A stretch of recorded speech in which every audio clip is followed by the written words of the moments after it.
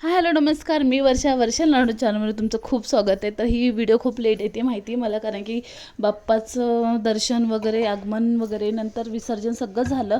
परत ह्यांची पण सुट्टी संपली, म्हणजेच फौजींची, त्याच्यामुळं नाही जमलं. तर आता ही व्हिडिओ आता लागोपाठ येतील सर्व.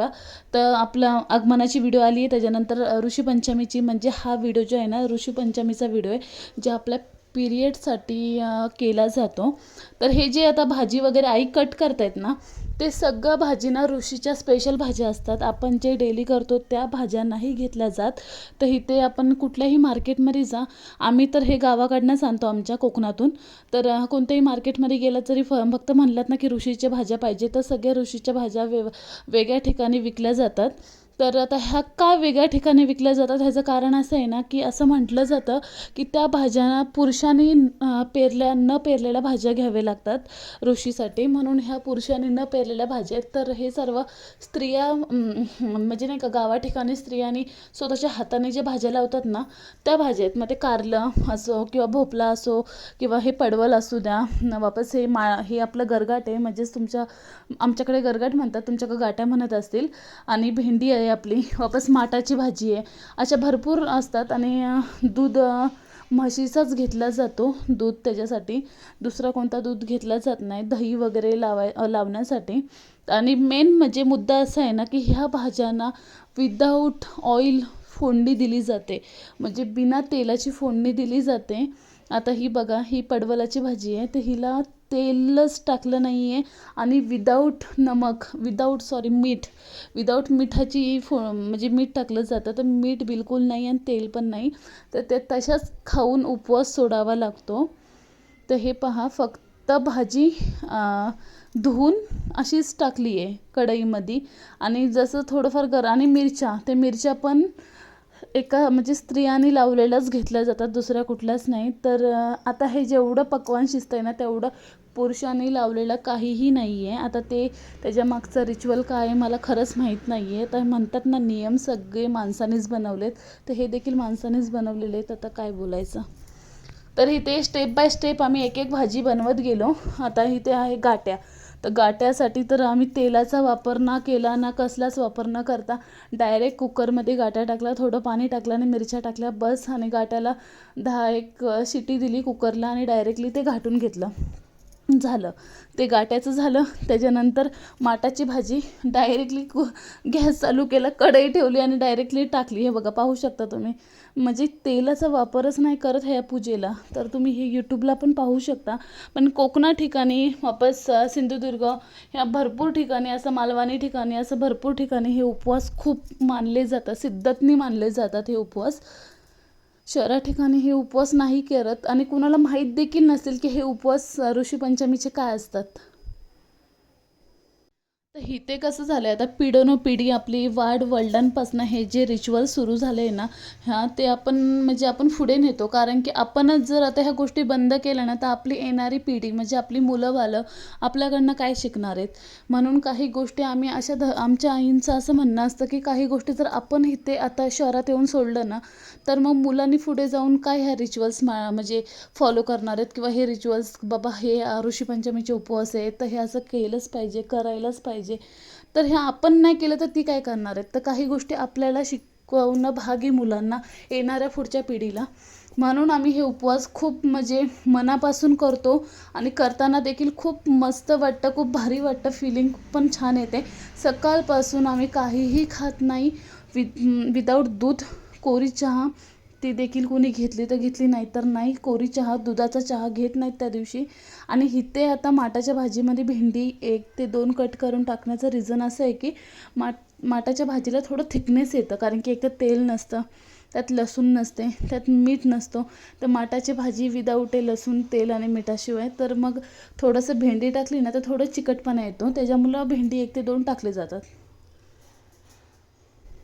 तर इथे कारल्याची भाजी. आता ते कारल्याला आम्ही कसं चुरडलं असेल सांगा, कारण की एक तर मीठ नाही टाकत त्याला, तर विदाऊट मीठा टाकणं आणि कारला चुरडणं म्हणजे खूपच अवघड आहे. पण तरीही आम्ही ते चुरडून त्याला विदाऊट तेलाचं फोडणी नाही म्हणते ना, विदाऊट तेलाचं त्याला म्हणजे छानपैकी शिजून दिलं आणि खूप चविष्ट झालेलं. खरं सांगायला गेलं ना, अजून एक गोष्ट सांगते मी तुम्हाला की हे जे विदाऊट तेल विदाऊट मिठाचं जे जेवण असतं ना, विचार करताना असं वाटतं की यार कसं लागेल.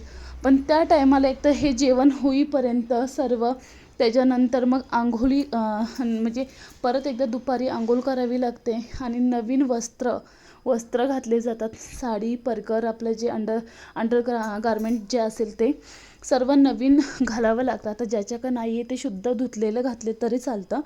तर आता म्हणतात ना की ज्याच्या का आहे तो घालतो, पण ज्याच्या का खरंच तशी परिस्थिती नसेल तर शुद्ध धुवून घातले तरी चालतात. गावा ठिकाणी काय करतायत, थोडी ना कोण नवीन आणून घालतायत, नाही घालत.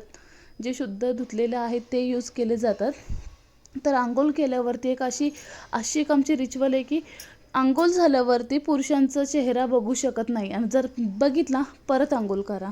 तर अशी वेळ येत नाही की परत पुरुषांचा चेहरा बघावा आणि रिटर्न अंघोळ करावी, कारण की त्या प्रकारेच आम्ही एका रूममध्ये म्हणजे एक कुणाच्या तरी एक पर्टिक्युलर एका कुणाच्या तरी घरामध्ये हे उपवास केले जातात. ज्या घरामध्ये मग पुरुष कामाला गेले असतात किंवा कुठेतरी, मग त्यांना सांगायचं तुम्ही काही 2-3 तासासाठी साईडला बसा. मग ते अंघोळ वगैरे होऊन ऋषीची पूजा वगैरे करून मग हे जेवण करून उपवास सोडला जातो.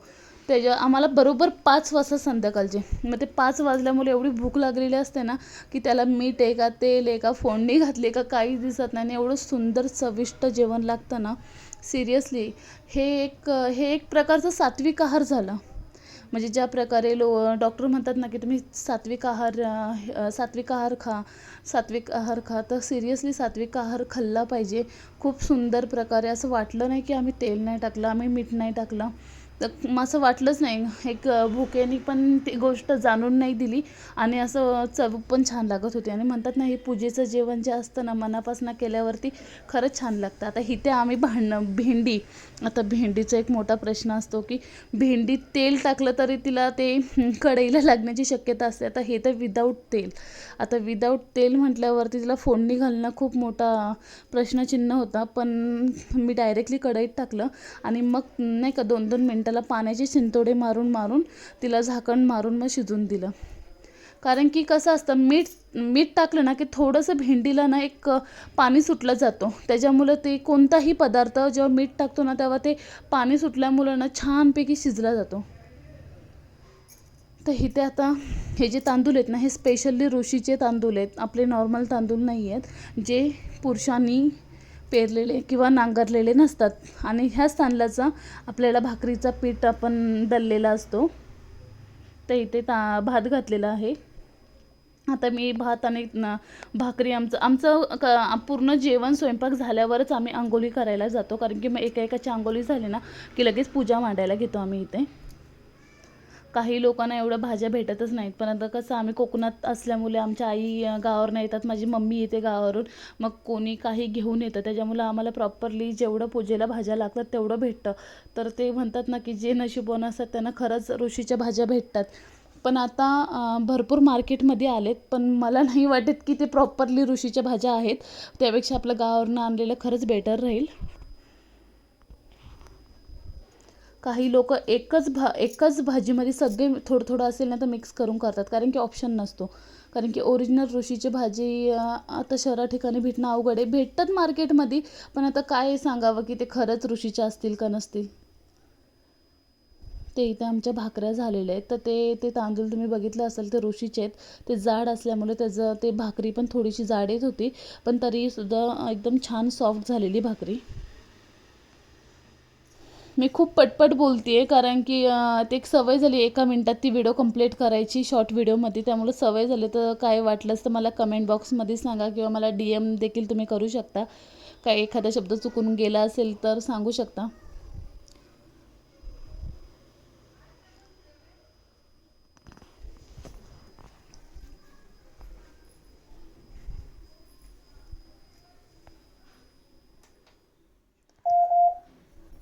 तर इथं आपला जो गरगाट आहे म्हणजेच गाट्या तर इथं घाटून झालेला आहे. आपल्या सगळ्या भाज्या देखील शिजून झाल्या. तर ही भेंडीची भाजी आहे पहा तुम्ही. मग अशी मीठ नव्हतं, तेल नव्हतं, तर शिजल कशी हा प्रश्न पडलेला. पण खूप छान, जसं आपण नॉर्मल भाजी तेल मीठ चांगलं कांदा बिंदा फोडणी देऊन करतो तशीच झालेली. तर हा खूप मेन मुद्दा आहे की हा जो विडा असतो तर हे कसली पानं आहेत मला माहिती नाही. तर हा विडा आई बनवतात. तर हा विडा तोंडात घेऊनच आंघोळ केली जाते. तर इथे पहा 7 ऋषीमुनी आहेत. म्हणजे 7 तर स्पष्ट भाषेत बोलायला गेलं तर 7 दगडी असतात. त्यांना धुवून स्वच्छ त्यांना आंघोळ वगैरे घालून त्यांची पूजा केली जाते. त्यांना 7 ऋषीमुनी म्हणून म्हटलं जातं. तर त्यांची एकदम म्हणजे मनोभावनेने पूजा करायची असते. त्यांना बेलपत्र फुलं वगैरे वाहून त्यांना हळदी कुंकू लावून त्यांची पूजा केली जाते. आणि जशी जशी एकेकीची अंघोळ होते ना तशी तशी एक पूजा करत जाते. आणि मग सर्वांच्या पूजा झाल्या की मग लास्टला ते जी ऋषीमुनींवर ही जी कथा आहे ना ती कथा वाचली जाते. म्हणजेच कहाणी, ऋषीची कहाणी. तर ही तुम्हाला नेटवरती गुगलवरती कुठेही मिळून जाईल, तुम्ही सर्च मारा. तर हे जे नैवेद्य देतात, आम्ही जितके जणी आहे ना तितके जणांचे एक चौथ भाकरीचं काढून सगळे जेवढ्या भाज्या भात दही सगळं एका तुकड्यावर ठेवून ते नैवेद्य दाखवलं जातं. आणि त्याच नैवेद्याने पहिला उपवास सोडला जातो. तर ह्या ज्या आमच्या काकी आहेत त्या नैवेद्य ऋषीमुनींना दाखवून घेत आहेत. त्याच्यानंतर आता कहाणी सुरू होईल. होता. एके दिवशी त्याची बायको शिवेनाशी झाली. विठाळ तसाच घरात कालविला. त्या दोषानं काय झालं, तिचा नवरा पुढच्या जन्मी बैल झाला. त्या बाईला आपला कुत्रीचा जन्म आला. देवीची करणी. दोघंही आपल्या मुलाच्या घरी होती. तो मोठा धार्मिक होता. देवधर्म करी. पापापासून मुक्तता होते. नाना तीर्थाच्या स्नानाचं पुण्य लागतं. नाना प्रकारच्या दानाचं पुण्य लागतं. मनी इच्छिलं कार्य होतं. मुलानं ते व्रत केलं. त्याचं पुण्य आईबापांना दिलं. त्या पुण्यानं काय झालं, रजोदोष नाहीसा झाला. आकाशातून विमान उतरलं. बैल होता तो सुंदर पुरुष झाला. कुत्री होती ती सुंदर स्त्री झाली. दोघं विमानात बसून स्वर्गास गेली. मुलाचा हेतू पूर्ण झाला. तसा तुमचा आमचा हो. ही 60 उत्तराची कहाणी. 5 उत्तरी सुफळ संपूर्ण. तर इथे आमची कहाणी म्हणजेच पुस्तक वाचून झालेलं. एकदा खूप जोरात भूक लागलेली. बरोबर 4:30 ते 4:45 वाजलेले दुपारचे म्हणजे संध्याकाळचे. की इथं आम्ही आता म्हटलं की आता ते जे नैवेद्य दाखवलं त्या नैवेद्याने पहिलं उपास सोडून घ्यायचं आणि त्याच्यानंतर मग जेवायला बसायचं. आणि जेवण देखील ताटामध्ये करायचं नाही. एक तर केलीचं पान, आता शहरा ठिकाणी केलीचं पान भेटणं खूप अवघड आहे. म्हणून आम्ही केलीचे जे पत्रावल्या भेटतात ना तर ते आणलं. कारण की नाही चालत म्हणतात ताटं. आता ते परत रिच्युअल जे माणसानेच बनवलेलं आहे, आपल्याला माहीत नाही ह्या गोष्टी, तर ताटात नाही जेवलं जात. तर इथे ह्या काकी आणि आमच्या आई आहेत, वहिनी आणि श्रद्धा आणि मी शूट करते. तर आम्ही अशा 5 जणी आम्ही होतो उपवासासाठी. दरवर्षी आम्ही 5-6 जणी असतोच मोस्टली. व्हिडिओ कशी वाटली नक्की सांगा. लाईक करा, शेअर करा, कमेंट करा आणि सबस्क्राईब करा.